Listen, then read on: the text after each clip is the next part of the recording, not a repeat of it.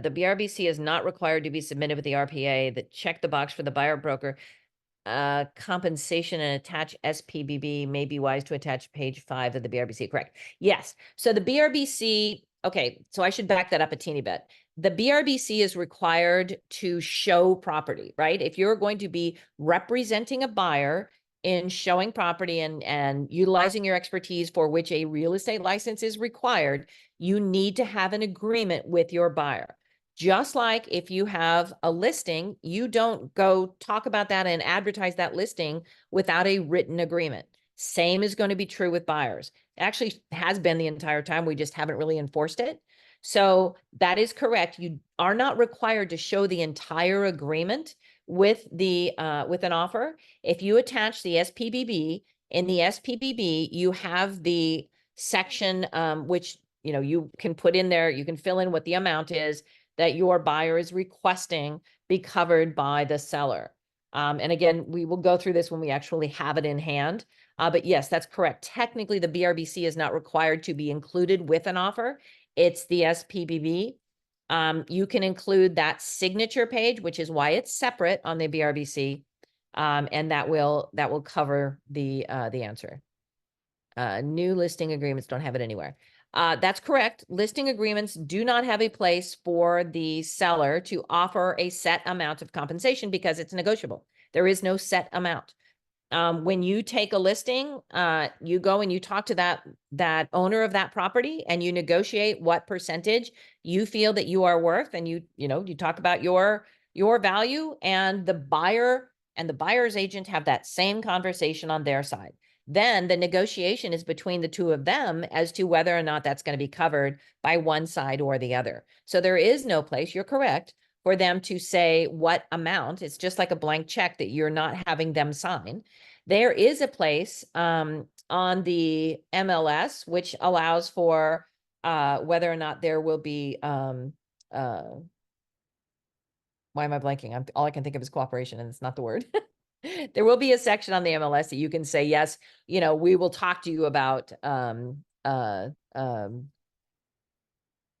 giving your buyer some compensation here. Concessions. Thank you. That's the word. Thanks, Kara. I was out too late last night. I was standing too long. That's all I say. Okay, so let's get into the forms themselves because it's easier to talk about when we actually have the forms in front of us. Okay, so let's go back to, there's nothing in the settlement form precluding us offering compensation on our website or otherwise except MLS. That's correct. I'm not sure that I would put an amount, just because, again, I don't like to play poker with my cards facing out. So, saying that they're willing to negotiate, that's just like, fine, bring me an offer and then we'll talk about it. I think that's, but that's a personal preference. If you want to put something in there, absolutely you can. I think that's really up to each individual seller, however, to make that decision. My understanding is that the cooperating commission cannot be on the MLS. And by the way, it needs to be compensation. We need to kind of get away from the word commission. Again, that's a DOJ thing. They don't love that. Cannot be on the MLS, but the listing agent can have an agreement with the seller to pay the cooperating broker commission. The listing agent can have an agreement with the seller to pay cooperating. No, they cannot. There is nothing in place for you to have an agreement signed by your seller saying, I will pay the other side X. It does not exist. It won't exist. Okay. Is the BRBC to be in hand at open houses or showing? No, I'll go through that. It's an open house form. It's called an ONA. I think of it as a Hawaiian form, OHNA, open house, non-agency. As long as your website is not connected to the MLS, if a site is linked to the MLS, it cannot show compensation. That's correct. If the seller's agent asks buyer's agent, you can say you will, though. You don't have to, but definitely you can say the will cooperate. It's for concessions. Concessions, as I mentioned, can be anything. It can be repairs, it can be roof, it can be closing costs, it can be anything. So your seller can say, sure, I'm open to concessions. You simply cannot say for what, or that this amount for compensation and this amount for roof. If the sellers don't ask the buyer's agent to, if the sellers ask the buyer's agent to email a BRBC prior to showing, like COVID, is that mandatory or not? No, the sellers cannot mandate something for somebody else to sign or do. The agreement is between the buyers and the buyer's agent. That is your agreement, similar to a listing and a listing agent. And just like you don't have to show your listing agent to everybody that walks in the door, you are not required to show your buyer's agreement to everybody who asks for it.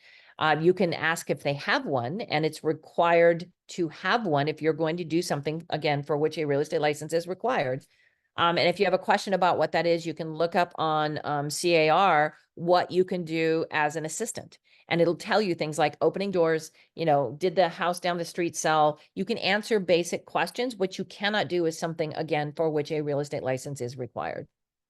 There is a place for listing agent compensation if the listing agent brings a buyer, though. That's correct. That means both sides are done by the same person, which means you are not talking about an outside broker. That is the same broker. Coldwell Banker is demanding that its agents use their new listing agreement, not the Sierra version, so they can show the amount a seller will pay for compensation for buyer's agent. Brokers can do what brokers want to do. That is their guidance, and I suggest if you work for a broker, you follow their guidance. Okay. There's so many questions in here. I could do questions all day. Can buyer's agent call agent prior to showing and ask about concessions? Sure. Just like you can ask about price. Will they lower their price? Will they come in under? Are they willing to offer, all of those questions? However, personally, I mean, when's the last time you called up somebody and said, if I bring you an offer full price, will you accept it? Okay, maybe. I mean, verbal stuff, as well as I do what that's worth, right? So this is it's a new playing field. And I think once we get into it and do it, and I strongly suggest that you guys have practice sessions, have a couple of agents in your office, be one side and you guys will be the other side, and practice those scripts and talking back and forth and coming up with your comfort level with this, because it's new and all of us understandably have issues with it being new. Will compensation to the agent still be paid in escrow? Yes, that's actually the vehicle by which it will be paid. And the escrow will have a copy of your BRBC, and they will have the contract with the agreements, etc.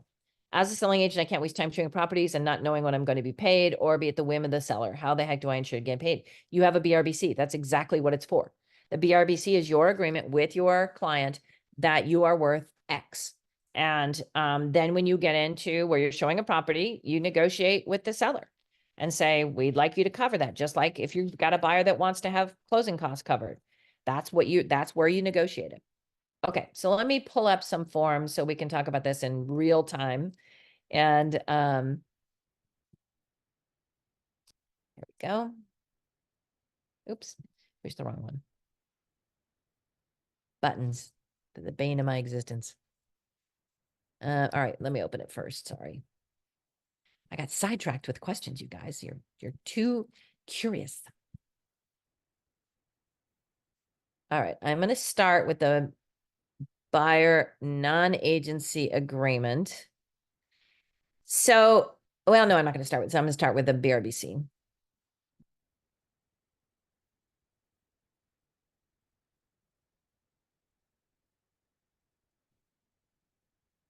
And I'm going to go with the draft one. So don't be shocked by the red, because it is, I think it's easier to see the differences and obviously what has changed.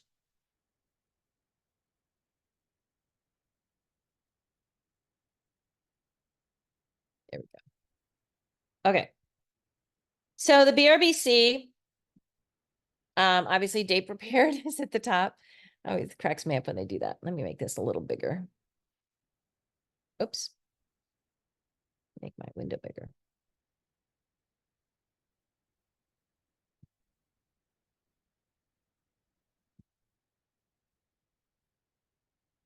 There we go.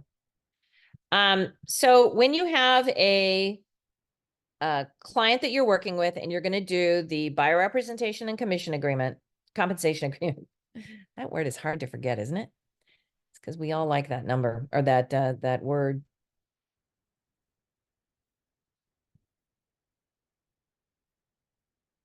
There. It looks like ants to you, I'm pretty sure. Oops. Did it just disappear for you guys? Because I can't see it all of a sudden.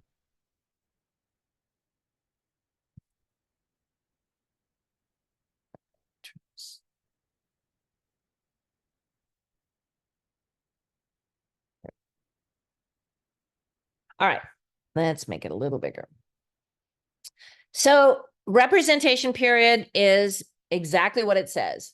This is the amount of time. So you guys know that you cannot exceed 3 months with this agreement. You can extend past that. So if you have somebody that has not found their dream property in 3 months, the likelihood is you're changing the agreement terms anyway. And so that's actually something you can do it at both times, but you do need to extend if it goes past 3 months. You cannot just have an automatic extension. You have to have a new agreement or a modification of terms. So you can have a new timeline that begins, but again, it cannot exceed 3 months. The type representation is non-exclusive automatically or exclusive. And again, that's only if initialed here and initialed in paragraph 15, which if you go down to 15, and we had this massive discussion on this the first time this came up, is what is exclusive versus non-exclusive. So this agreement is exclusive, and the broker will devote time and resources to assist the buyer. The buyer shall not enter into another representation agreement in conflict with this agreement. Compensation, broker is entitled to compensation if the buyer acquires property during the period, and the cancellation may be unilaterally canceled by giving the other person 30 days notice. So the non-exclusive simply means that your buyer can enter into an agreement with another agent for additional properties. So if, for example, this agreement is for, I don't know, 3 properties or 1 area or 1 zip code or 1 community, they can also enter into an agreement with another agent for another community, another zip code, or another I don't know, city. And so that's what the non-exclusive means. Exclusive means nobody else can work with this person. Most people are not going to be super excited about that. Most of your agreements are going to be non-exclusive, but they're non-exclusive not non-exclusive in the way that we're used to, like non-exclusive listing agreements, which means it's an open one.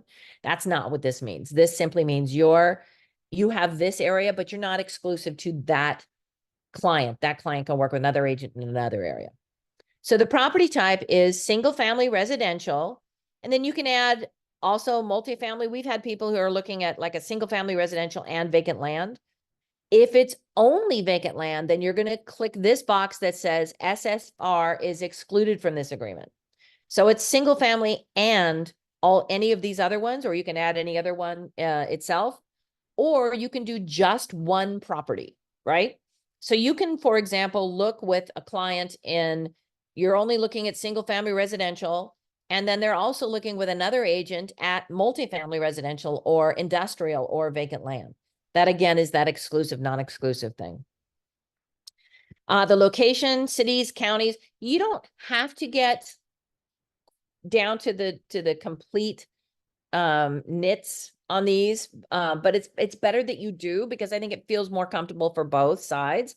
And this is a conversation that you're going to be having with your buyer in any case. You can have this conversation. You can go through this form with them. You can explain to them all of these areas. For example, I will be representing you for single family homes in San Diego County, only in San Marcos, right? So that area is the area that you've told me that you want to focus on, and great school district, blah blah blah. You'll go through these forms. It's only for 3 months, or it's for 1 month, whatever they're comfortable with. You have that discussion with them, and then you say, once we've gone through all of this information, if you're comfortable, we feel like we're a good fit, then we can sign this and then we can move forward and I can represent you. If that's not something that they want to do, then you don't have agreement, you don't have a signature, and you move on, essentially. And I think it kind of levels the playing field a little bit from the looky-loos who just want you to go show them one house one time and that's it, and take up your Saturday. Okay.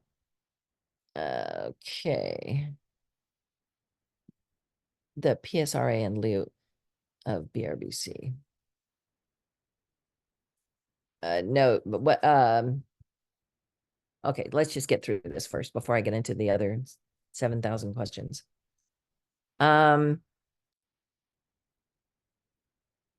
Will these new changes in place, do we need to have our active listings and sellers sign something to be compliant? Yes, you will have to do a MT on those. And if so, is there a deadline to do so? Yes, the 13th. Those all go into effect as of the 13th, and you will not be able to do anything differently than what is required by the agreement with the DOJ as of that date. Additionally, just as a quick little aside here, for those of you saying, do we have to use the new forms? Yes. Anytime CAR comes out with a new form, all other forms are no longer supported by the CAR attorneys. You no longer have the support and the protection of those CAR attorneys. Neither will you more than likely have the support and protection of your E&O insurance. Most E&O insurance require that you use the latest forms supplied by CAR and by the CAR attorneys, because they are specifically formatted to be in compliance with the rules, regulations, and in this case, the DOJ laws that are in place. So yes, you need to be in compliance as of the date of the compliance requirements, which is the 13th.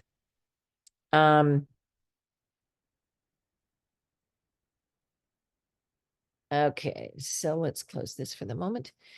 All right, so the buyer attached identification of preferences and priorities, this is not a requirement. This is a helper form. I'm of mixed emotions about that one, but again, that's up to you and to your brokerage as to what you decide to utilize or not.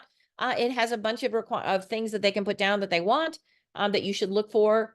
There is mixed discussion by even CAR attorneys about what that creates for you in terms of requirements or legal expectations.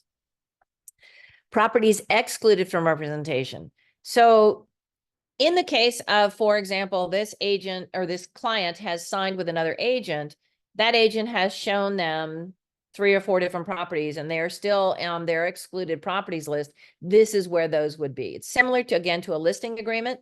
When that client has shown that property to 3 or 4 different buyers and they're on that list, when they cancel that listing, this is the same thing for buyers. This is where those properties would be listed. I've seen 1, 2, 3 any street and 4, 5, 6 nowhere street with a different agent, and so those properties are excluded from this representation, even though they're in the area that we're looking. Broker compensation notice: the amount or rate of real estate commissions is not fixed by law. Again, that's the discussion that you want to have with your buyer and as a listing agent with your seller. This is not something that's set. It's negotiable. It has always been negotiable. This is something that is fluid, that you can work through at the time. So when you have that discussion with your client, you're like, okay, I'm super good and I've been in the industry, since the beginning of time. And, I have all these, awards on my wall. And so I'm worth X, right? So that's your conversation that you have where you sell your worth to your client. Your client then has the opportunity to negotiate with the seller, and the seller has the negotiation with your client to decide if they, similar to a price. I have a price that's offered. Do you want to pay it? Yeah. No? Okay, let's talk about where we're going to meet in the middle. Exact same situation. However, in this instance, the listing agent has always had an amount that they had agreed to pay in advance to their, lister. Homeowner has paid to his listing agent, and then the buyer and the buyer's agent have an agreement they paid to in advance. We have always been able to negotiate those. And that's exactly what this makes clear to both sides in this instance. The amount of compensation is the percentage of the acquisition price, if any, and if any. So this is where I've had a lot of questions about this. This is where if you have, for example, a TC fee, or if they're going to pay you for gas or whatever you've agreed to with your client, that's where that goes. Or the attached compensation schedule. So we have had some instances where if, you're buying something in this location, or if you're buying land, it's going to be a different number. So those things, depending on what's above in the list in your buyer agreement, that's where you would have that clarified. Again, this is about open compensation and discussion with your buyer. Your buyer is part of that process, and you're part of that process. And then you take this to the properties that you go see. If broker receives compensation from seller or others for broker's representation of buyer, the amount shall be credited against buyer's obligation to pay broker. So there are still some properties in the MLS that have amounts still posted. that isn't kind of an automatic figure for you. But if you get into a negotiation with a seller, for example, and he agrees to pay, you've said, I'm going to have, 10 bottles of wine, and he says, I'm only going to give you 8. Then you have that taken off the amount, and you and your buyer discuss the other 2 that are still out there. But if you've got an agreement with your buyer for 8 and the seller says, okay, I'll go with 10, you can't accept 10. You can only accept the 8. So the buyer shall not receive any amount in excess of paragraph 2E1. So that's the amount that you had agreed to above, that you 2E1 right here, that you're saying, I'll accept this. And if the seller offers a different amount or an additional amount, then you cannot accept that. The amount is up to your buyer to, what he's going to do with it. Take it off the price, just negotiate it down, take it for himself, use it for closing costs, whatever it is. The continued right to payment for broker-involved property. So that's, again, when you and your buyer have parted ways and you've shown him, 123 any street and 34 anywhere street, you are agreeing at this point how many days after that time frame that you will still be paid for those properties. So if they buy those properties X days after this agreement expires or canceled, this is where you would put that date. Cancellation right notices, non-exclusive is upon receipt or however many days after receipt, or 30 days, depending if it's an exclusive or non-exclusive. Non-exclusive is cancellation effective upon receipt. I think this helps a lot of buyers to feel more comfortable with the ability to, not have to be shackled to somebody forever. Or you can put the amount of time in there that you want to have that in place. So if you have a buyer that, I hear this all the time. Oh, they're great friends of mine. I'm going to work with them. They don't, they're not going to cancel, blah, blah, blah. You can negotiate this time longer. So they want to cancel. All right, give me 5 days. And then we'll go, from there, 10 days, whatever you want to work with.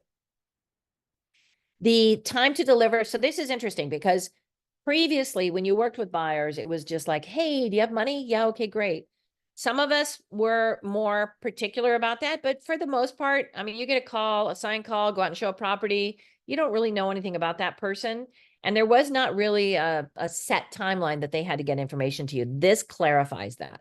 This is the requirement of the buyer to you. So this is, again, that discussion you're going to have with your buyer before you get into this agreement. You're going to explain this to him. He has 5 days to give you the information that is required. So, proof of, if he's cash, proof of the finances, proof of the money, a loan approval, all of those different things that you're going to require of him. This gives him the timeline, and you're going to go through with him what you're expecting. Again, based on what he's told you that he's going to utilize and whether he's going to use cash or a loan, this is where you would have that information. Again, have that conversation with him first.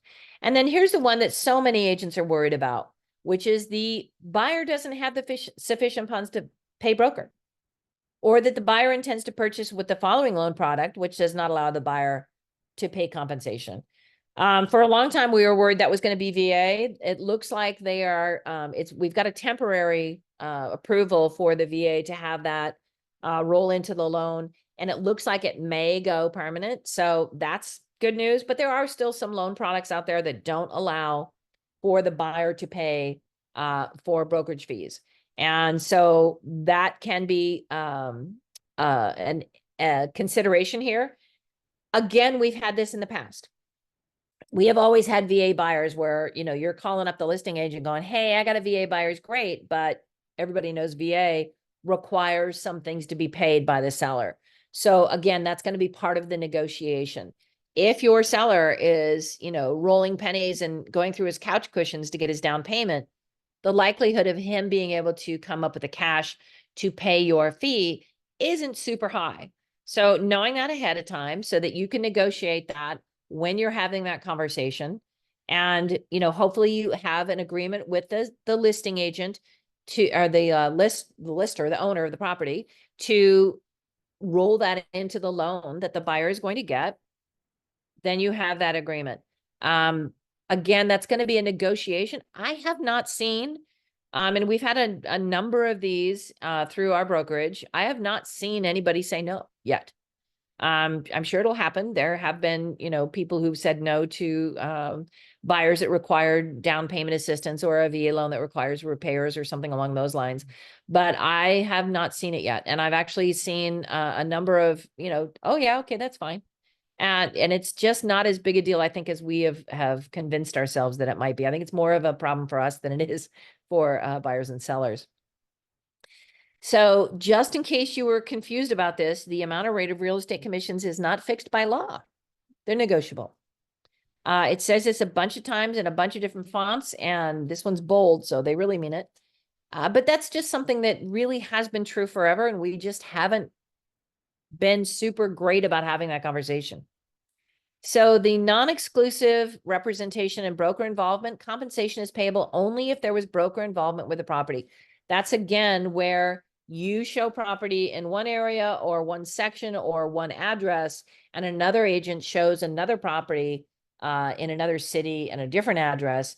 The broker involvement means you actually showed that property either in person or on video. You were involved in the buyer's decision. You gave them information on comps or loans or all of the above, all the things that we do. It's not just I sent him a list and he went and looked at the house and now he owes me a commission. That is very specifically not the case. If the exclusive is checked and initialed, the broker is entitled to compensation. We went over that. Buyer includes any person or entity other than broker related to broker. So we've had that happen in the past where wife goes and looks at a property and then the husband buys it in his name. And, oh, no, we don't know.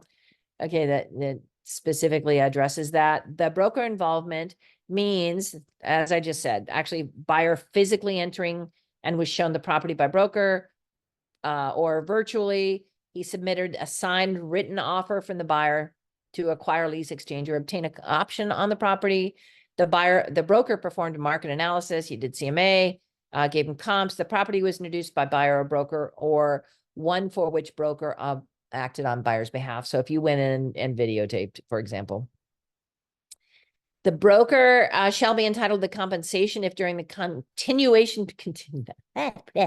continuation period specified in paragraph 2E, which is again, the commission that you put down as the amount that you were going to work for. The buyer enters into agreement to acquire the property in which there was broker involvement, just clarified in the paragraph above.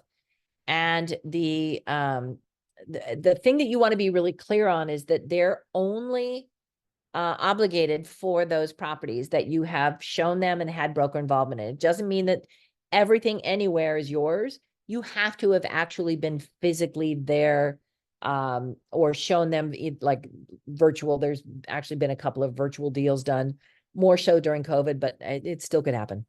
And you have to, just like on a listing agreement, give a written notice of those properties for which there was broker involvement. If this cancels and you want to protect yourself and you have an agreement on time for the amount of time past this agreement, that those properties are still covered by your agreement, then you have to give them in writing what those properties are. And the timing of the compensation, and this is clarified. So basically, this is the same as it's always been. It just clarifies for this agreement what that means, how the timing of compensation is paid upon completion of any resulting transaction, right? Brokers shall be entitled to compensation whether any escrow resulting from this agreement closes during or after the representation period. So I've had that question asked a lot, actually. If we have an agreement, it's only for 3 months, and we go into escrow and then it closes like a month after that agreement expires, right? Do we still get paid? Yes, because it went into escrow during the time that you had that agreement. If the acquisition is prevented by default to the buyer or upon buyer's default, they will still owe a compensation. I've not seen a lot of people go after that. They couldn't get the loan. You're not going to go after them for commission. Maybe go show them a less expensive home. Or if the acquisition is prevented by a party of the transaction other than buyer, when buyer collects damages or obtains special performance by suit, settlement, or otherwise. So that's in case, the thing blows up and somebody else prevents it. A previous, owner, the seller didn't have the right to sell. The bank said it, couldn't do it, whatever the reason was. that it covers those as well.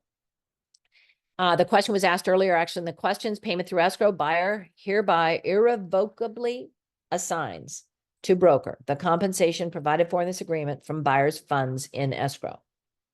So the buyer agrees to submit to escrow any funds needed to compensate buyer under this agreement. That is your protection for being paid. Is there maybe going to be some instances where a buyer says, yeah, and then doesn't come up with the money at the end? Possibly. But that's always been the case, that maybe they didn't have enough to cover the deal. The likelihood of that happening isn't super high, but again, this is an irrevocable assignment once you enter into an escrow. And then accounting for payments to broker, if broker also represents seller, that was a question earlier as well. If the broker has a signed listing agreement with the seller of the property to be purchased, the buyer shall not receive a credit for the compensation seller owes broker for representing seller. So basically you're separating the buyer and the buy side and the list side, and as they should be. And it's actually clarified above, but they clarify it again. So the payments received from others less than buyer compensation obligation, we talked over that again. So if you have any other compensation that goes to the listing side or the buyer side, you cannot accept more than what you've agreed to on the buy side. But as a buyer and seller agent, you accept what's on the one side and you can accept what's on the other side. And there is a section there you can negotiate that with your listing agent and with your lister, you're a homeowner. And if you've agreed to something less than what you've agreed to for the buy side, you cannot accept the buy side amount. You have to accept the lower side amount.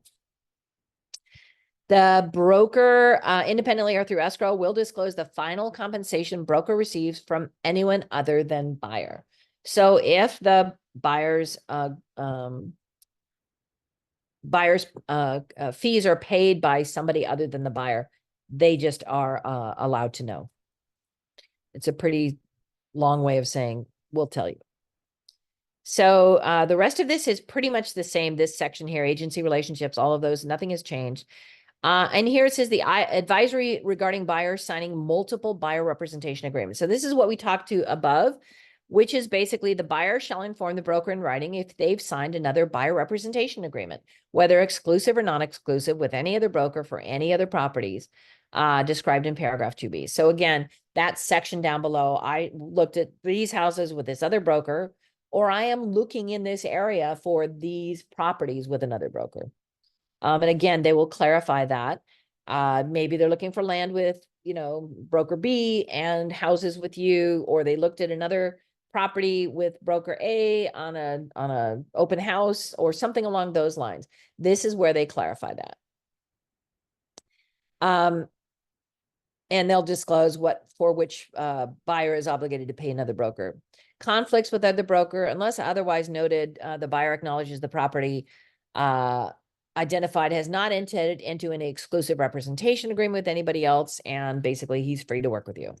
Limitation on broker representation. If a property is excluded in paragraph 2D, again, that section above, during the time they are required to compensate another broker, broker is not obligated to assist buyer with respect to that property. So they can't say, I really like you better, even though I have to pay this guy, I want you to do the deal. You're not obligated to do that. And they will not owe compensation under this agreement for that property. But a broker agrees to exercise reasonable effort and due diligence to achieve the purposes of this agreement. So basically, you'll do your job and work with that buyer to accomplish his end result, which is, he wants to buy a house. The financial and personal information within the time specified in paragraph 2G, again, this is what he's obligated to give to you. The buyer shall provide relevant personal and financial information needed to complete the purchase of the property and satisfy the obligation to pay broker. So that's where a little bit of the rubber hits the road. They are required to tell you within 5 days of this agreement, here's my, down payment proof that I have that money, and here's my approval for the loan, and here's my proof that I can pay you. Or they check the little box above that says, I can't pay you, and we're going to negotiate that in the contract, which is really, again, no different than I want you to ask for closing costs. It's a type of closing cost. If either box is checked in paragraph 2G2 for any purpose for which the property for which buyer offers to write an offer to purchase, the buyer agrees to a term in the buyer's offer requesting seller to compensate buyer's broker. So that's 3G3 on the purchase agreement. And for a transaction, the agreement is contingent upon the seller or others or both agreeing to pay broker. So read this again, guys. For a transaction, this agreement is contingent upon the seller or others or both agreeing to pay broker the full amount the buyer is contractually obligated to pay broker. This contingency is in favor of the broker, and broker may elect to cancel this agreement related to the representation on that particular specific property if the seller does not agree to pay the full amount that buyer is contractually obligated to pay broker. The broker shall inform buyer, seller, and listing agent that buyer is proceeding without representation, and they shall complete a new agency confirmation removing broker as representing buyer. So that question is asked a lot too. What happens if the seller isn't going to pay it and the buyer doesn't have it? Well, you have the option to say, nope, I'm out. Personally, you hopefully have a relationship with your buyer and like, hey, maybe this isn't the house for you. I would just go back with a net sheet and just say, look, let's reconfigure the price and maybe we can come up with a number that works for both sides. That's why we are the experts in the negotiation, right? We can talk about the comps and how this basically is going to work. If your buyer is dead set on a house, however, and he doesn't have the money to pay you and the seller isn't going to pay it, then you have the option to, peace out and tell him you won't work with him. And management approval. And this is an interesting one. This actually has also always been in place, but most people haven't thought about it. If you write this offer or this agreement, you have to give it to your brokerage, and your manager or broker has 5 days to disapprove it. So if you say, I'll work for 35 cents, they can say no. And your buyer is like, okay, maybe we should probably raise that a teeny bit. Or if, he's only going to give you 1 bottle of wine and you really, really wanted to have that be a different vintage, probably. Legally authorized signer, again, they have to prove that they are who they say they are and that they have the money they say they have. Exclusive representation, if exclusive is checked, we went through that a little bit earlier. Confirmation of compensation. So this again is a repeat of what is written up above. So this section here and this page here, that was a question that was brought up earlier. This is the page that you can give to your listing agent if they require a copy of your agreement. And they can ask for it, and you can give them this page, which has the confirmation of compensation. So you have that percentage in here and their, your TC fee here if you've got one, and their signature. And you can hand this to them, and it doesn't have the rest of the information above that the entire form would contain. That's specifically why this was written on a separate page. Okay, so let me just look at questions real quick and see if there's anything new in here. Can the compensation schedule be an hourly rate based on hours worked by the broker through completion, much like an attorney or CPA? You can have whatever negotiated price you want to have. That's why these things are in here. It can either be a percentage or a flat amount, and it says other. So if you say specified in the attached compensation schedule, that's where you can write that. And you can put that in there and have that be clarified that you both understand this is the amount that you've agreed upon, and that's what you're going to be paid. You simply would need to run that through your broker, or if you are a broker, approve yourself. If the buyer changes the city they're interested in, you have to do a modification of terms. So you do an MT on that. Anything that you agree to that changes, it's a contractual obligation, must be in writing and must be signed by both parties. So you just simply do an MT. Similar to when the time runs out and you redo it. If you change the city, you do that as well. Do we need to update? Yeah, you can either write a new BRBC, depending on how much you're changing, or if you want to extend the time, or you can just do a modification of terms and say, we're adding this city, you're taking that city out. Is the DMLA sufficient for current listings? Yeah, the the modification can be specific to, we're changing things to align with the new agreement. I think it's cleaner to have the new form. I think it's easier to understand, but if that's, you've got a seller that's elderly, for example, and doesn't want to sign the new forms again, okay. You wouldn't have to redo your disclosures or anything like that, just the form itself, but yeah, you can do that. How does the seller pay the buyer's agent? Escrow. Is there an agreement between the seller and the buyer's agent? Yeah, the 3G3 in the contract and the SPBB. I'll open those in just a second. If you take in concessions because the seller will not pay what you've agreed to with the buyer, do you have to modify? If you take less in consent, yes, you have to modify your BRBC. Again, this is a contract. This is not a suggestion. It's not a, hey, that would be fun. It's a contract. So if you're going to modify your contract, you need to use the MT and modify your contract. Can a buyer sign off on extra in order for a complicated transaction? Yes, they can. A buyer can say to you, you're so great, I want to pay you more money. I would love to see that. If you get one, please send it to me. I'll frame it. Do you see these changes causing more dual agency? Not really. I mean, I will guess we'll wait and see. What I do see is a lot of agents who have not embraced the new changes or don't know what these forms are and don't know how to use them and haven't practiced with them, not being great at them in the beginning, and maybe some agents falling out of the industry because it's becoming more difficult. I can see that maybe a little bit. I don't necessarily see a lot more of the thing that drew a lot of people to dual agency was during COVID, for example, when the housing numbers went so low that it was so difficult to get a house. And so then everybody was trying to, be best friends with the listing agent so they could get the deal. I can see some of that. But in this instance, it's just a matter of, I think it's more clear for both parties. And frankly, I think buyers and sellers both like this better because they feel like they have more control and they understand the process a little bit more, especially if you take the time to go through with them and say, look, you have options here. You can do it this way or this way or this way. You can have it written into your loan. If you have the cash, people who are cash buyers are going to be ecstatic about this because then they can just pay it themselves and take it, and they can negotiate a different price. I mean, all of those things are open. They actually have always been there, but this makes it more clear and in writing for them to have. I've always said this, good fences make good neighbors, right? There's a reason for that because then the boundaries are clear. And I think people respond to that. And I think it'll be, but again, we'll see what happens.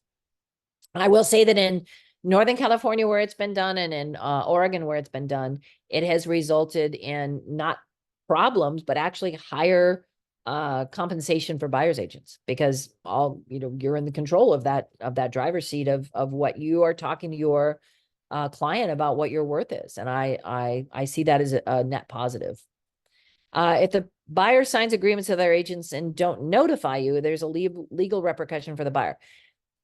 Okay, yes and no. Similar to a listing. When somebody signs a listing agreement with two people and doesn't realize they're still bound to the other guy. Yes, there's some legal problems there. Again, if you have a clear explanation of this when you're working with your buyer before you ever sign this agreement, you want to go through this kind of almost line by line with them so they understand it and understand what they're signing and agreeing to. If they've done this with more than one agent and they owe more than one commission, but they have to have, as it says earlier in the form, they have to have been involved in the showing of that property, that's physically shown it to them, written an offer for it. The broker has to have been involved in that transaction. If they've shown a house and written an offer with another broker and then do it with you, I think they're going to owe 2 commissions, but there's other problems with that buyer potentially. And that's always going to be a legal question. Can you insulate against that? No, I mean, there's always going to be crazies. The likelihood of that is pretty small. This page 5 includes all buyer info, address, email, phone. Oh, you mean yes, if you're writing an offer, then yeah, the seller's gonna have that information. Back to the peace out example. That sounds like absolute chaos. Yeah, I'm not thinking it's going to happen a lot, but I mean, they've always had the option to do that. They've always had the option to say, I'm not going to, I'm not going to pay this, or we've had buyers that have lied before about what money they have or don't have. And again, this has a lot of information up front that they're required to give you within 5 days of looking at this property that has that insulating effect essentially for you. So you can see that they have the money or don't have the money. The likelihood of that happening, yes, it can happen, but we get hit by a meteorite too. I'm not seeing it happening a lot though. Can we get some commission from the seller and something buyer? Yes, absolutely. Absolutely. Again, that's a negotiation. You can ask for all of it. They can say some, you can say, no, we want all. They can come back with percentage. Yeah, all of that is negotiable, all of it. Through different parts of this training, I'm hearing the BA absolutely cannot negotiate their compensation with the seller, and also that the BA buyer's agent should negotiate their compensation with the seller. Should you please clarify under which circumstances this is or not allowed? Okay, so the buyer's agent negotiates his agreement with his agent, with his buyer, right? You have a buyer, the buyer agrees to pay the buyer's agent.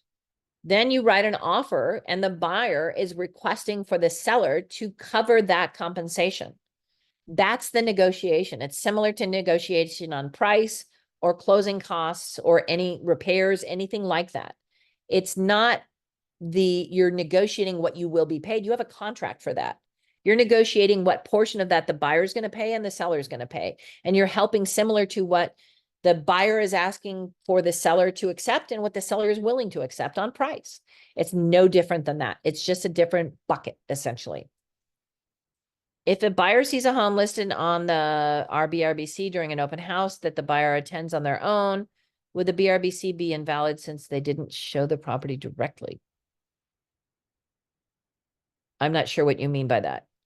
If a buyer sees an open house or sees a home listed on our BRBC during an open house that the buyer attends on their own, would the BRBC be invalid since they didn't show? Yes.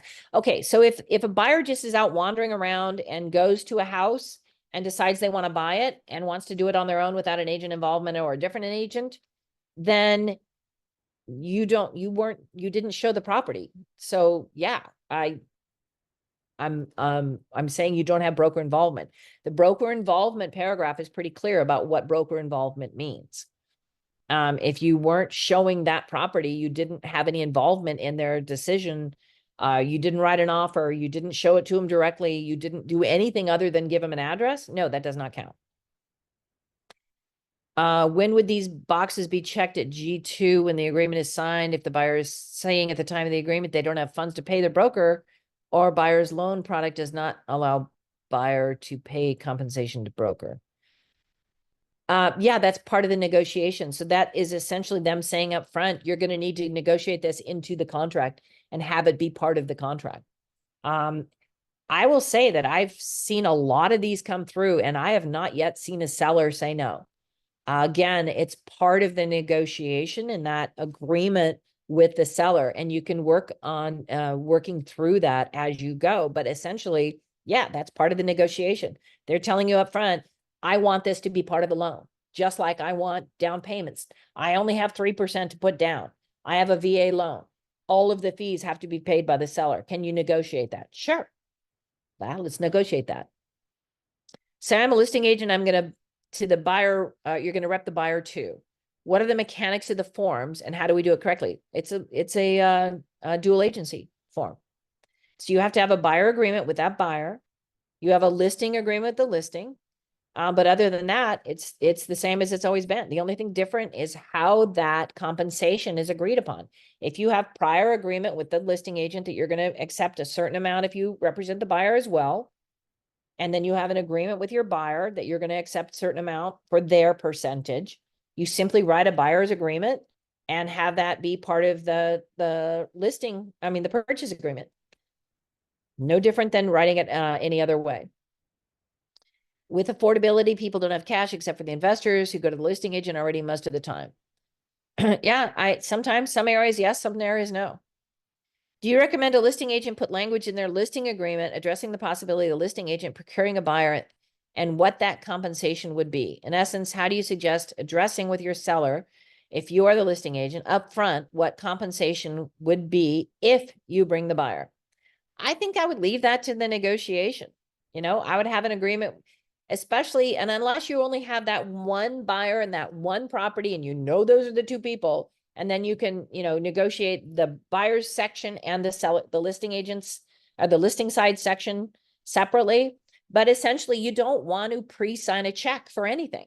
So you have an agreement with your listing that this is what you're going to get for the sale of this property, right? That's all you're responsible for in terms of your payment. If you're working with a buyer, you talk to them about what you're going to get if you represent them in the purchase of a property, period. That's your agreement. Then if the two of them coming together require additional negotiation, then do that negotiation at the time. Why pre-negotiate yourself down or anything on either side of that transaction? Both the seller and the buyer have the ability to negotiate that. Both of them presumably understand your worth. So again, have that compensation at the time, have that conversation, at the time, compensation on the brain, have that conversation at the time. Don't pre-cut yourself out of anything. Have the ability to explain the contract and go through it piece by piece. Also, what if the buyer goes with the listing agent because the seller will not pay compensation? At what point does the listing agent sign the BRBC with the buyer? If the buyer goes with a listing agent because the seller won't pay compensation, the seller isn't going to pay compensation to him either. So you can sign a buyer non-agency. If they really aren't going to pay for the representation of the buyer and the buyer is willing to do it alone, then you can have that negotiation with them at that time. You can say to them, all right, this guy is going to do it himself, but I'm going to have to do all his paperwork because, I want to make sure you are protected because your responsibility, your fiduciary responsibility is to the listing. Then you can say, what if you bumped this by, and you can negotiate with your guy for whatever that is. I'm going to do the paperwork for this guy just to make sure that everything's, copacetic. So, then you can have that conversation with him. But again, I would not pre-negotiate myself in or out of anything. It would depend on the situation and both parties, to be frank. Does the buyer need to fill out their address and email? If they're private, they may not want the seller to know this. Yeah, then don't.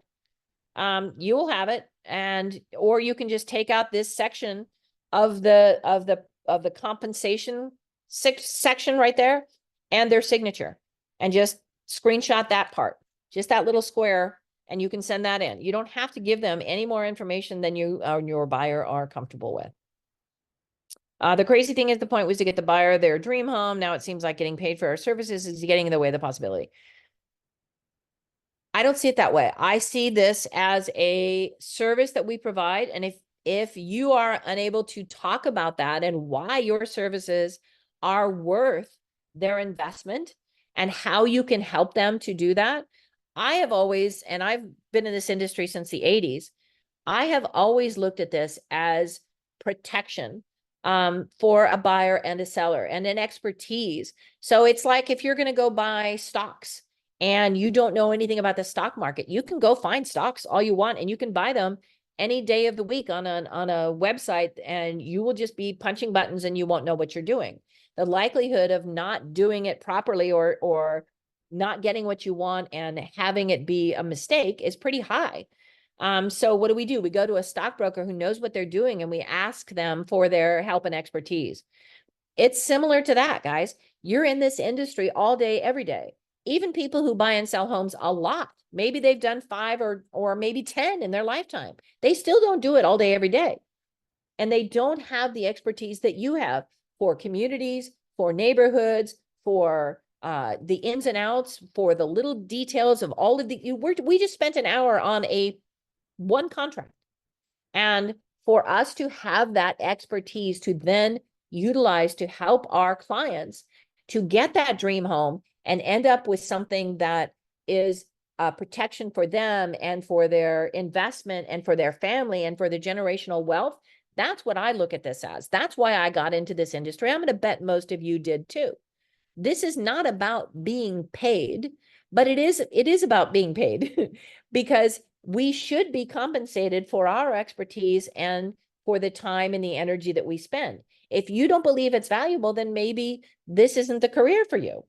But I do believe it's valuable, and I do believe that it has worth. And I believe if you can talk about that in a coherent fashion, that your agent or your clients will agree with you that you are the agent for them.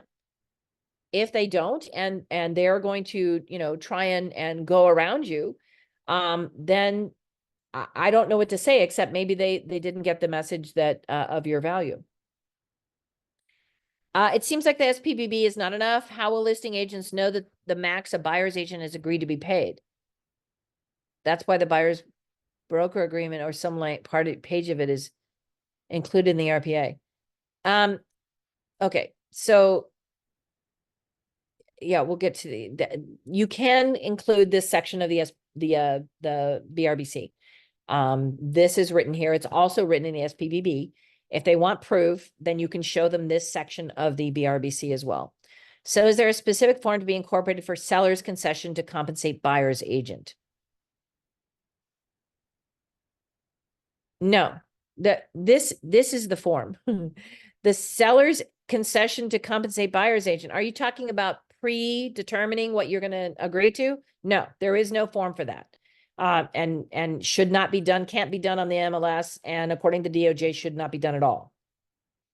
If the BRBC shows the buyer's agent getting a percentage and through the negotiation, their seller rejects paying that percentage as a concession, is the buyer on the hook to pay it? Yes.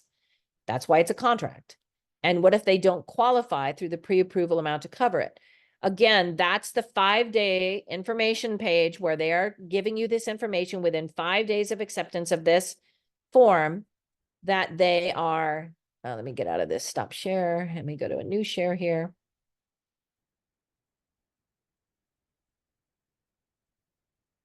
Okay, so there's a couple of other things. I'm going to pull this one up. On the CAR page, if you go to the CAR page, and they have here we go.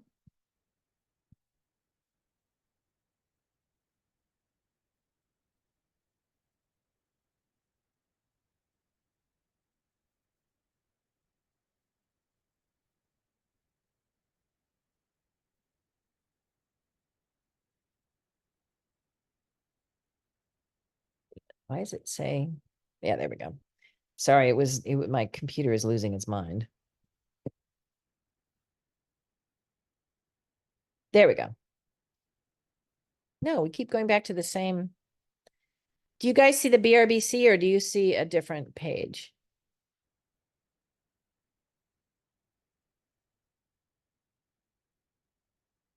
Oh.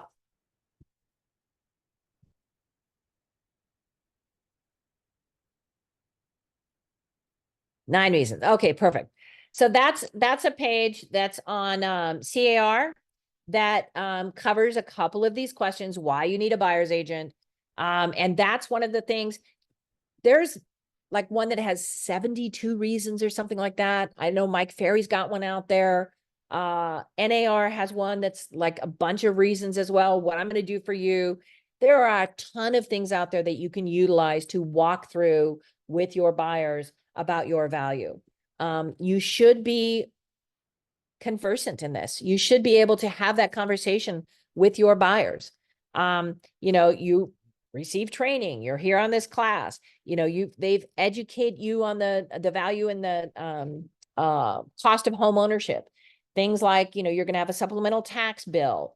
There's a bunch of things that, a lot of buyers don't understand about what they're going to need. For example, on some loans, there's going to be a need for 6 months in advance to be in their bank account so that they can make their payments. Find homes that work for your needs. We are all familiar with the phrase buyers are liars. Well, it doesn't mean they're actually lying. It means sometimes they don't know what they want. That's part of what you do, that you are able to kind of cut through that and say, all right, I understand that, this is important to you. Have you thought of this area? Maybe you've you're concerned about that, but what if we could do this instead? I remember I had a buyer who wanted North Park, only North Park. Could not find a house in North Park to save his life. Ended up, we just expanded his search criteria. And I said, okay, well, what about South Park? It's close, it's nearby, it's this, it's that, it's a little bit bigger places. They were happy as pie. And they got in and they got what they wanted. And it was something that they hadn't ever even considered. But because I knew the area and I knew what they wanted and I got to know what their requirements were, I could help them to identify something that worked better for them. Again, that's part of what we do because that's what we are, we're experts at. And we know our communities and we know our areas and we know a lot about the process itself. We know that in certain areas of town, you have to have a well inspection or a septic inspection or have your pipes checked because, you know, they're older. And we know that if they did a repipe in the house, maybe they didn't do it to the street. Things like that, that a buyer isn't necessarily going to know on his own. And you have to be able to have that conversation and be conversant enough with your clients that you can have the ability to talk them through these issues. Speaking of these issues, and I got to hurry because we have only about 15 minutes left and I want to make sure I get to these.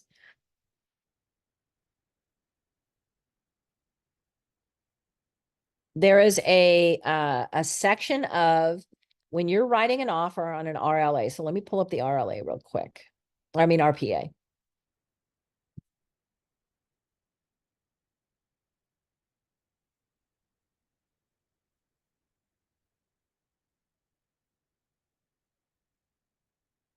Oh, and also on that CAR page, and I will send or I'll put a link in the chat to that opening page. So when you go to the first page of car.org, there's a line across the top that says, look at our new forms, or we have new forms listed. If you click on that, it takes you to a whole page of a bunch of different things. And if you go to the buyer representation, what is a buyer representation? What are all these different forms? And then it has a whole bunch of sections where you can pull up information that will help you through a lot of this and help you walk through your buyers as well. All right, so RPA. Oh, open house. That was the other one. Roll that one real quick.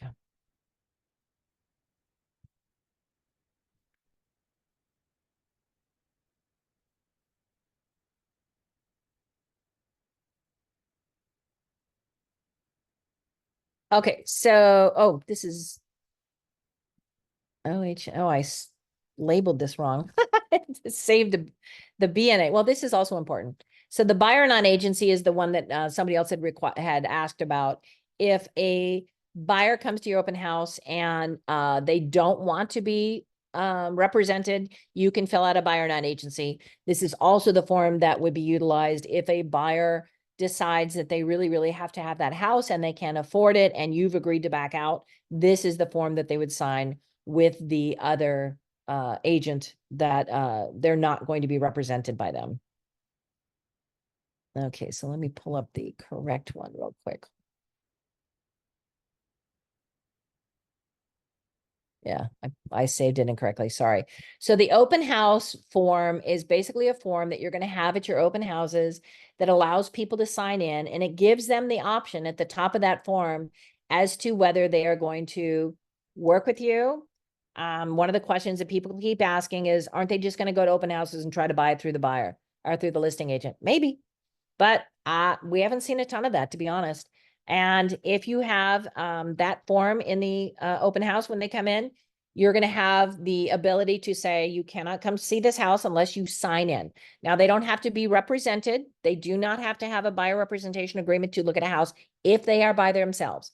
If they have an agent with them, yes, the agent must have a form signed in order to work with a buyer for which a license is required. They have to have that contract signed. If a buyer is just coming by themselves, they can come into the open house and just sign in. And again, what person wants to have people wandering through their house that they don't know who they are and refuse to give a name? So you do have the ability to say, my seller has requested that, we have signatures for everybody that comes in this house. Yes, you're going to get Mickey Mouse and Donald Duck. Of course we are. People are still going to lie about that. All right. So on the purchase agreement, so let me pull that up real quick.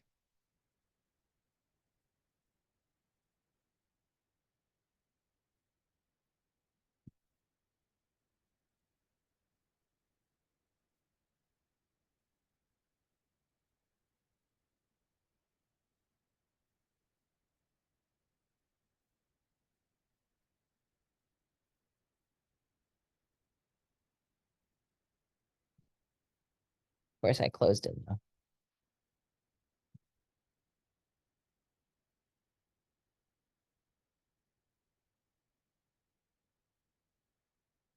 So when you're signing a purchase agreement and you have a buyer representation agreement and you're going to sign an SPBB. So the SPBB is the form that you fill out as written in the purchase agreement. So we've had this happen a couple of times, actually not in my company, but other agents or brokers that I've spoken to. And we're on the state call, so we get a lot of these from all over the state. Let me pull this up real quick.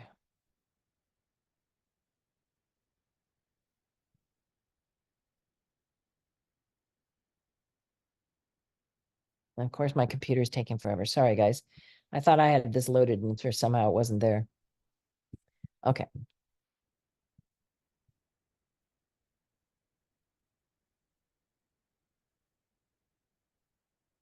Okay, so on this form, why doesn't it let me roll?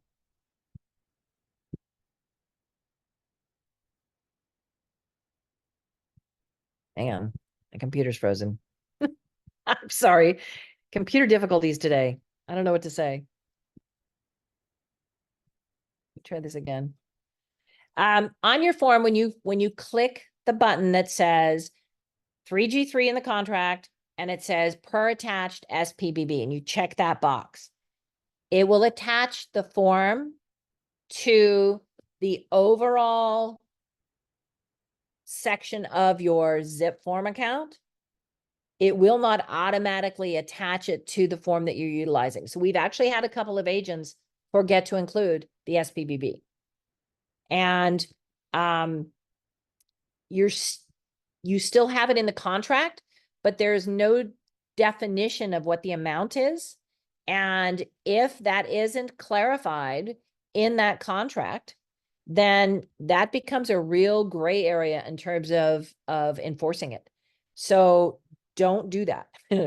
Make sure that you have that form included when you say that that's part of the transaction. It is really important that you go back into your zip form account and check and make sure that that form, the SPBB, is actually attached and included as part of your purchase contract. Well, it's not really broken. The question is, will it be fixed eventually? It's not really broken. It's just something that you as an agent need to make sure that you pay attention to. And that is that when you say to attach a form, it attaches to your grouping, but you have to physically fill it out and attach it to your eventual form set of forms that you're sending. So just like when you add any other forms to that agreement, if you have a secondary form for something, it isn't automatically attached unless it's required. So because that's not a required form, it isn't automatically attached unless you attach it. So just all I'm saying is pay attention to that. It's a little twerk.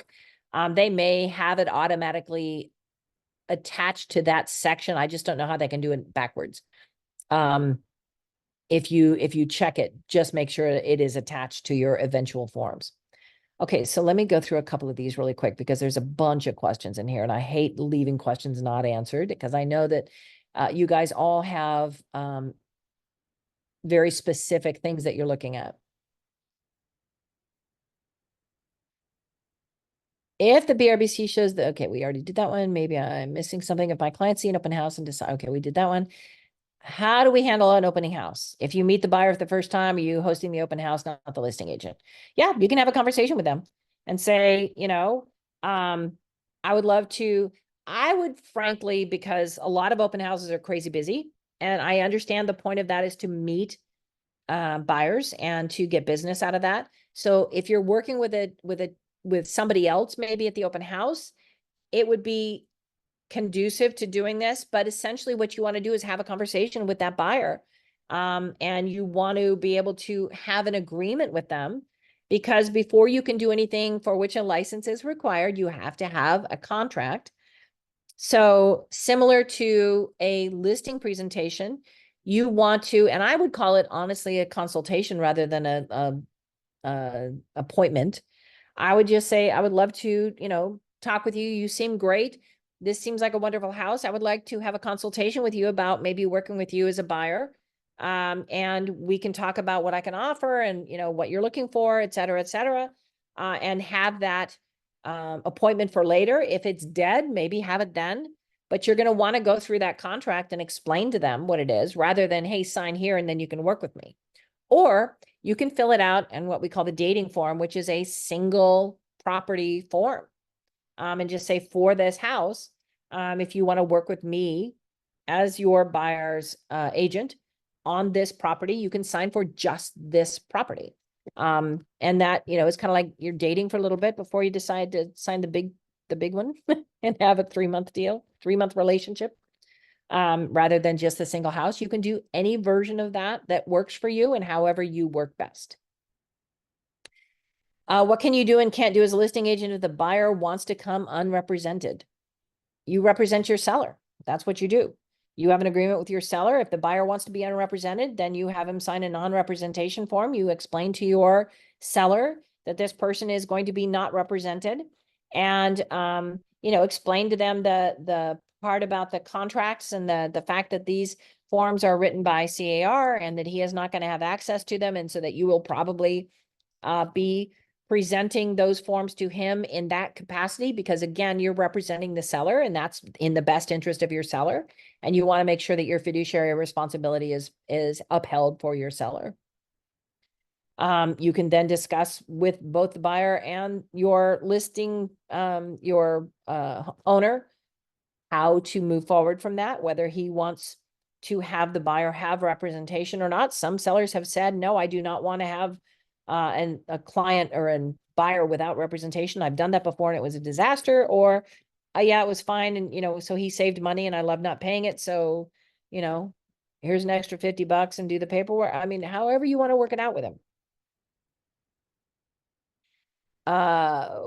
Section 4B2, exclusive with or without broker involvement, they are committed to compensation, even if they went to that open house and bought without them. Exclusive, correct. That's correct. With an exclusive, it is. With the non-exclusive, which is the standard, that is no. It is not. And they are not the only agent in that area. And if they wanted to go unrepresented, they could do that as well. But the representation is contingent on buyer broker involvement.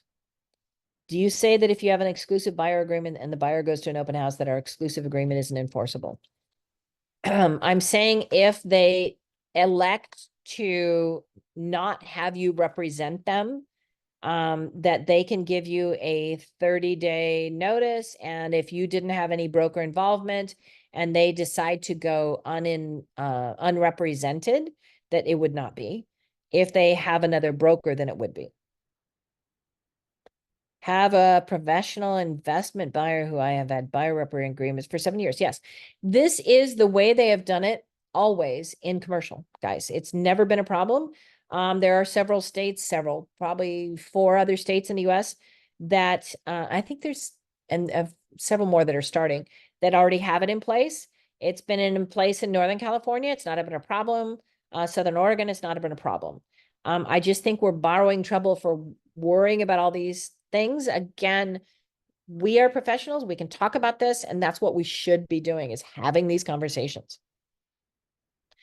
I have a listing now that the seller agreed to pay for the buyer's agent. Do we need to sign the listing contract after August 13th? Yes, you need to modify it.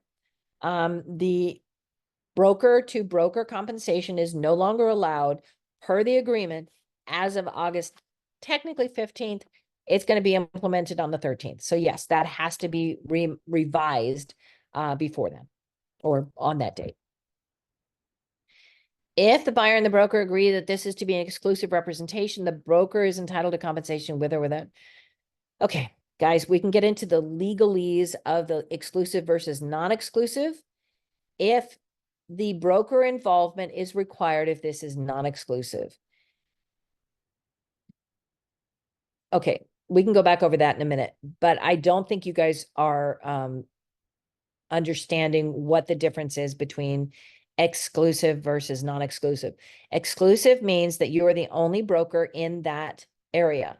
Compensation is still contingent on broker involvement. You cannot put, I am the exclusive broker for all of San Diego, and any house that anybody that my client buys in anywhere in San Diego, they have to pay me on, even though I didn't show it to them. That's not true.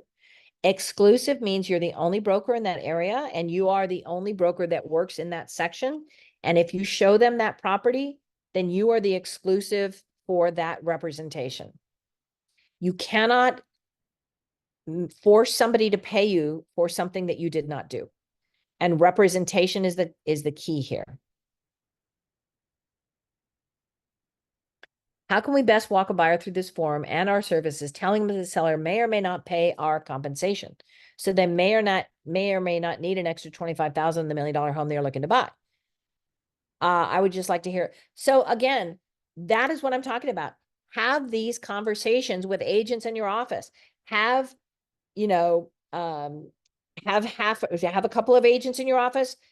Play one side and you guys play the other and have those conversations and see what happens and what they say. Walk through it yourself and say, all right, this is what I would say to that. Basically, if they're just saying, I'm not going to pay it and we don't have the money and we're not going to pay you if they, you know, if the dream house is the one we want and we can't buy it, well, then you might want to have that conversation with them before they go look at that house that is something that they can't afford to buy. But my point is, if you look at that property that they want and you see what they're qualified to buy because you have their information within 5 days of signing this agreement with them, you understand what their financial level is, and you're looking at properties and you're like, hey, they're not gonna be able to purchase this property. You have an agreement with me that you're going to be on the hook for this amount. If you can't pay that when we get into this transaction, I'm going to negotiate on your behalf for that to be included. Likelihood is it's going to be, guys. I have not yet seen one that hasn't been. Sellers want to sell their houses. They're used to, again, the same bucket, just explained differently. And your job is to negotiate. So negotiate it. Is there the chance that it might not happen? Yeah. There's a chance that anything might happen. I'm not understanding this requirement of having a definite agreed upon number that you for sure are going to work with. You don't have an agreed upon number for anything that you go out there with. Every day you're fighting for a new day. I'm a little baffled at our inability to look at this as a negotiation. All of it has always been. It's just a different discussion over how it is going to be negotiated. What am I able to discuss with open house attendees whom I'm not representing and they do not have an agent who's only signed in? I apologize if you reviewed already. I'm not representing. Oh, okay. So that, again, if you want to have a sort of a cheat sheet on that, if you go to CAR, go to what are unlicensed assistants legally able to do. And that kind of gives a little sort of a cheat sheet on what you can do. Essentially, it's anything for which a license is not required, right? You can open doors. You can say what the price is. You can say what the neighbor house sold for. You can hand them information, that kind of stuff. But you can't do is, will they negotiate, what the negotiations is, anything that is considered part of the negotiation or part of what you do as a realtor.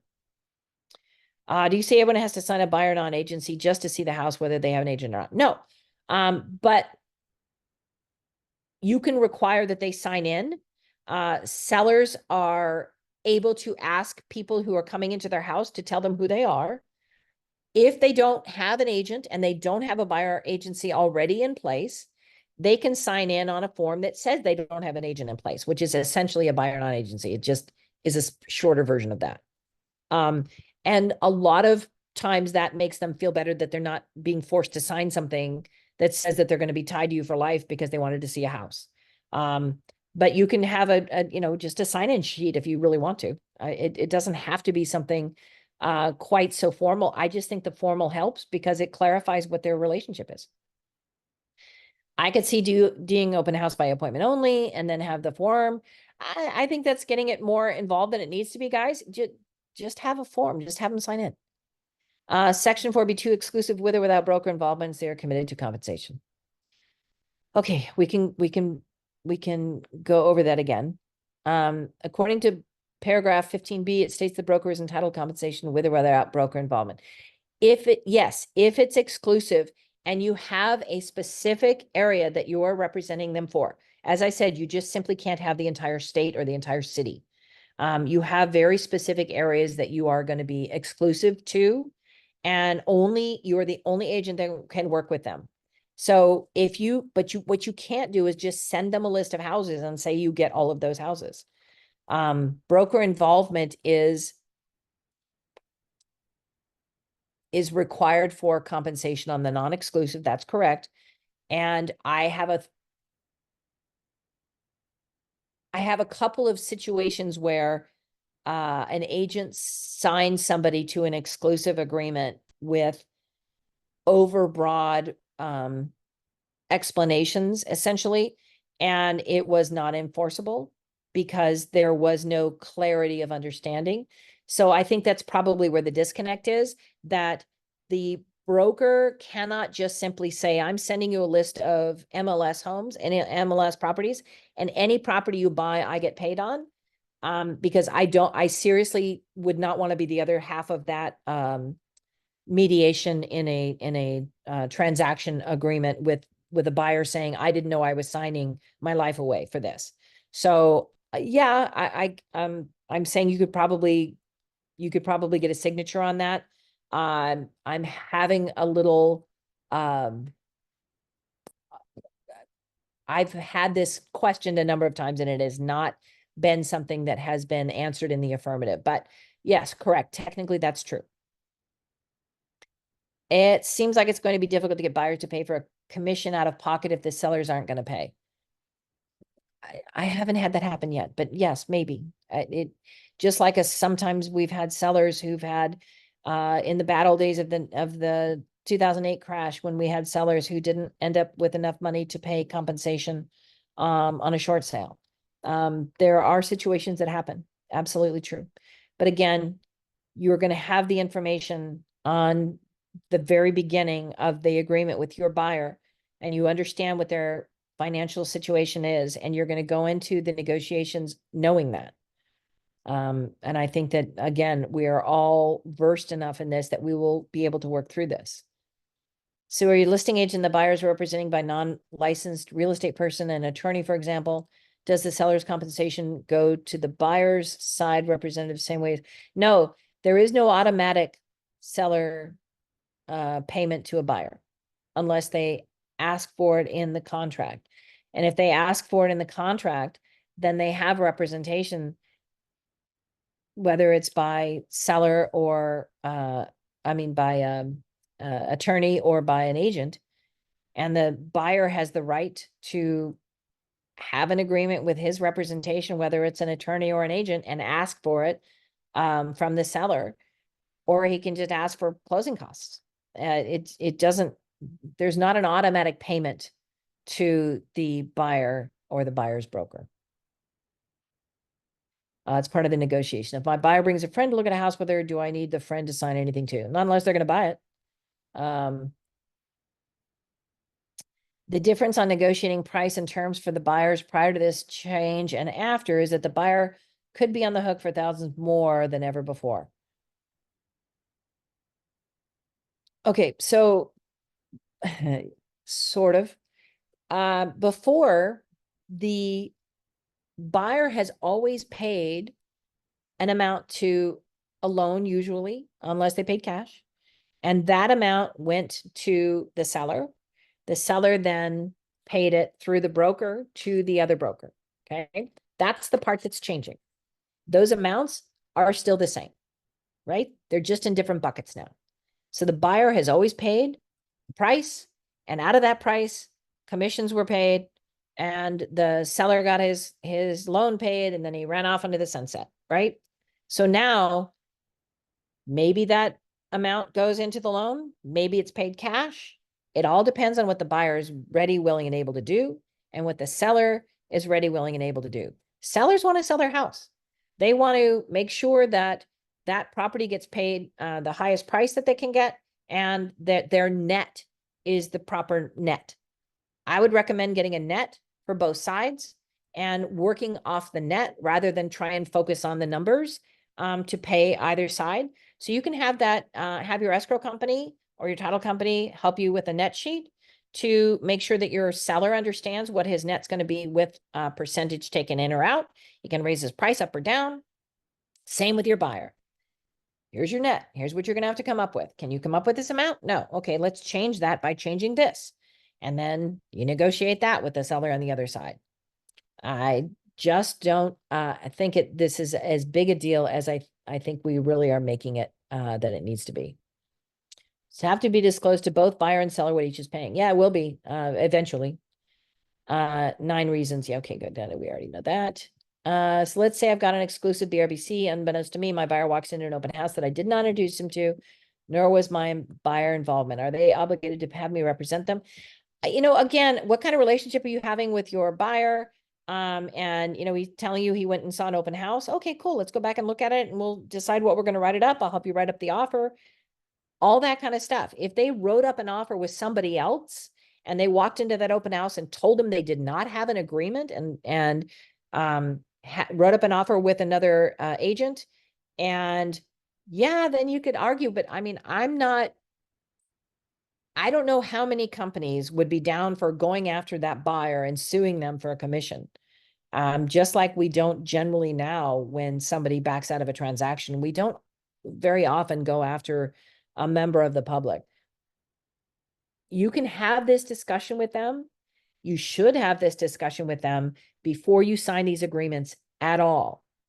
Explain to them what they're signing. Explain to them what they're agreeing to. The whole problem with the DOJ lawsuit is that buyers and sellers have both said that they didn't understand what the agreement was. So we need to make sure that we explain to them thoroughly, going through the contract line by line. When you sign this, it means this. Yes, exclusive agreement means that you don't have to have buyer involvement. I've just not seen it enforced. And I don't think there are very many buyers, when they understand what that means, that would sign it as an exclusive. They might. They might say, I'll never go see a house without you. Or if I do, I'll make sure I tell them that I have an agreement in place and, you know, make sure that you write the offer. You know, that's something that, you know, I've seen. I mean, my son would do that. He'd go to an open house and tell him my mom's going to represent me. So I'm just saying that is something that we need to work with our clients on.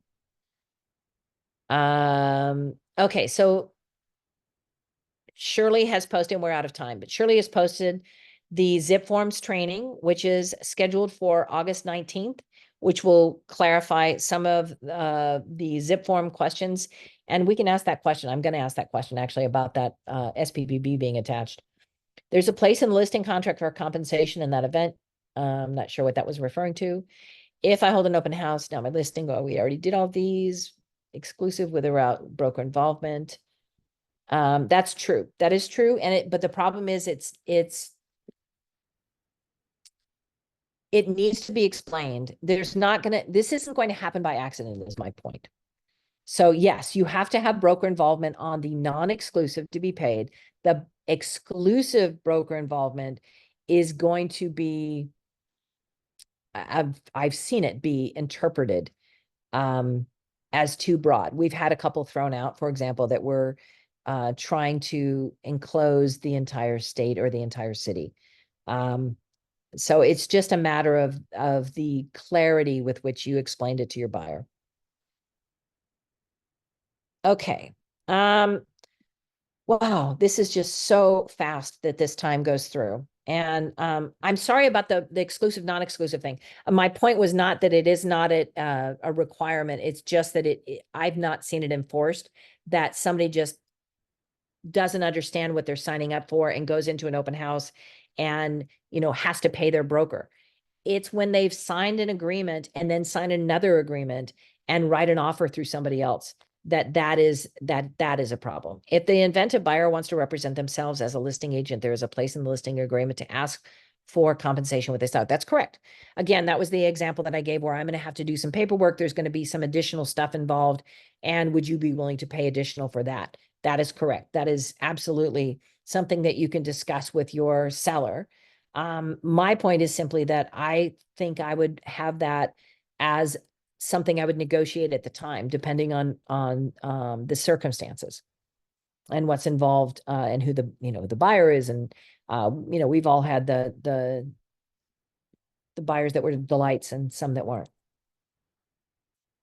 Okay, guys, I am out of time 10 minutes ago.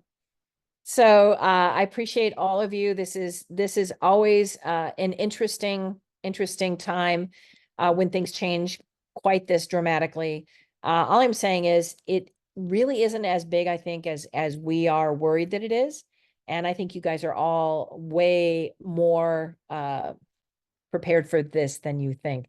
But do practice. Get out there and have some other people that you can work with, and even if it's your husband or wife, practice these conversations, because it's going to make you more facile when you're working with your clients. Okay, guys, thank you very much.